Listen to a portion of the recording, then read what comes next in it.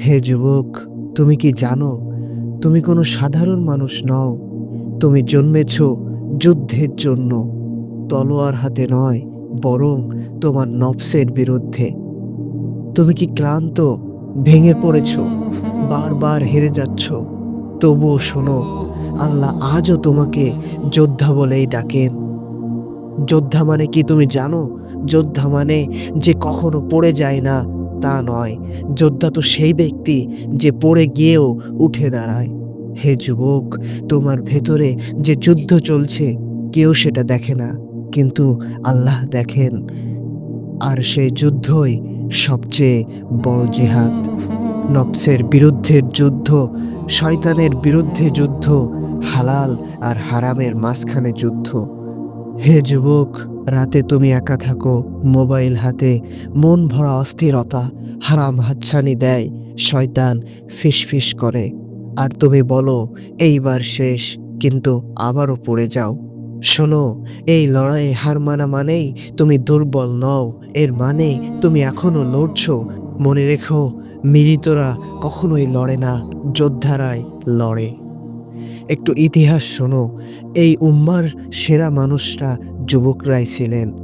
হযরত আলী রাদিয়াল্লাহু তাআলা আনহু যুবক, মুসআব ইবনে উমাইর যুবক, আসহাবে কাহাব যুবকরাই ছিল।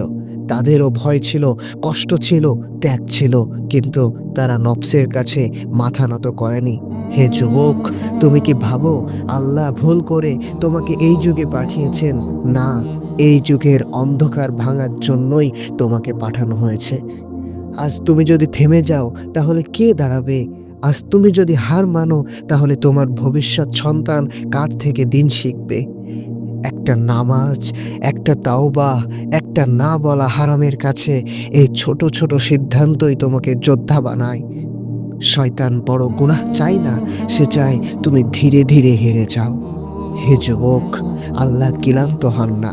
তুমি যতবার ফিরে আসো আল্লাহ ততবার কবুল করেন, ততবার তোমাকে মাফ করেন। তুমি ভেঙে যাও, আল্লাহ জোড়া লাগান। তুমি লজ্জিত হও, আল্লাহ ভালোবাসেন লজ্জিত হৃদয়কে। এক ফোঁটা চোখের পানি, একটা সত্যিকারের ইয়া আল্লাহ তোমার যুদ্ধের মোড় ঘুরিয়ে দিতে পারে। আজ শক্ত হাতে সিদ্ধান্ত নাও, পাপের দাস হয়ে মরবে নাকি আল্লাহর যোদ্ধা হয়ে বাঁচবে। হে যুবক, তুমি পরাজিত নও, তুমি প্রশিক্ষণের মধ্যে আছো।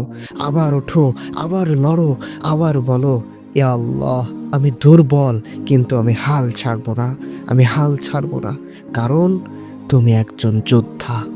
بين الرجا والخوف قلبي طائر